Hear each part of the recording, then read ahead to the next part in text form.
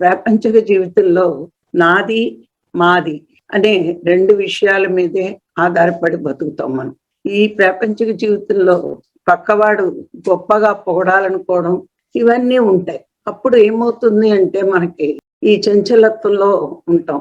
ఎందుకు అంటే కాసేపు దీని మీద మమకారం, కాసేపు ఇంకో వస్తువు మీద మమకారం, కోరుకున్నది వచ్చినప్పుడు తృప్తి ఉండదు, రాని దాని మీద కోరిక ఉంటుంది. గమనించండి, ప్రతి మనిషి మనసు ఎట్లా ఉంటుందంటే రానప్పుడు దాని మీద కోరిక ఉంటుంది, ఏ వస్తువు మీదైనా. అది వచ్చాక తృప్తి పడతాడా అంటే తృప్తి పడ్డం, ఇంకోటి దాని మీద ఉంటుంది. అందుకే మహాత్ములు చెప్తారు, వచ్చింది నచ్చదు, నీకు కావాలనుకున్నది రాదు. ఇవన్నీ వెరసి ప్రాపంచిక జీవితంలో ఎప్పుడూ కూడా అశాంతి, శాంతి ఉండదు. ఎందుకు శాంతి ఉండదంటే వచ్చిన దాంతో తృప్తిగా జీవించలేం.